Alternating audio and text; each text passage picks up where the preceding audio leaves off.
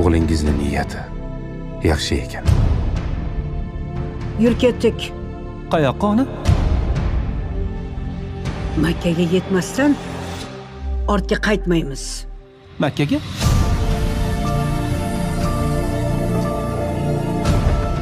Jannat onalar oyog'i ostida filmi so'nggi paytda barchada ijobiy qiziqish uyg'otib, juda ko'p muhokamalarga sabab bo'layotgani sir emas. Bu film shu darajada ommalashdiki, hatto u xalq og'zida tinmay iliq fikrlar bilan eslanmoqda. Film rejissyori qirg'izistonlik Ruslan Akun doim komediya filmlar bilan mashhur bo'lgan, ammo bu safar rejissyor jiddiyroq ishga qo'l urgan. U ushbu kinosida nafaqat Qirg'iziston, balki butun Markaziy Osiyo xalqlaridagi milliy diniy qadriyatlar va urf-odatlarni ham ko'rsatib bermoqchi bo'lgan. Film esa juda ko'plab mamlakatlarda tasvirga olingan. Ushbu film aqliy rivojlanishi past, xuddi 8 yoshli bolanikiday bo'lib qolgan 30-35 yoshli Odil va uning onasi haqidadir. Filmda onasi Rayhon opa Tangri Odilni o'zgacha yaxshi ko'rishini, shu sababli u to'g'ri jannatga kirishini takror-takror aytadi. Ammo o'g'il esa onasisiz jannatga kirishini xohlamas edi.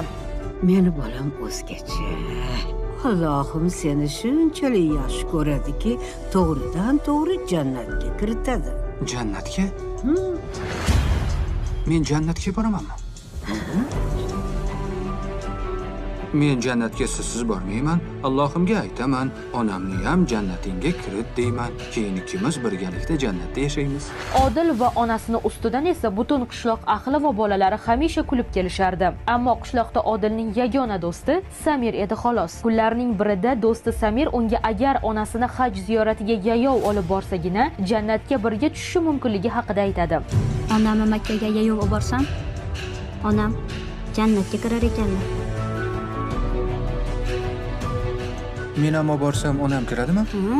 Jannatga, ha?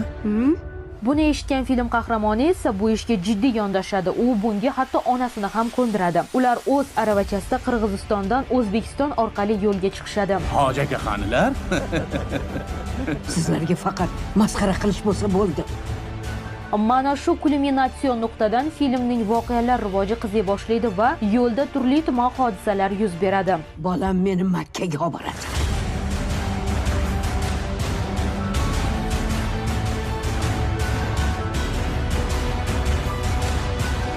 Bu holatlarni kino zaldagi tomoshabin ko'rib aslo zerikib qolmaydi. Rejissyor suratga olingan davlatlarga oid qiziq holatlarni ham shu filmga qo'shib ketgan. Chunki bu film bir nechta davlatlarda suratga olingan. Men baribir onamni Makkaga boraman. Ikkimiz tog'lardan,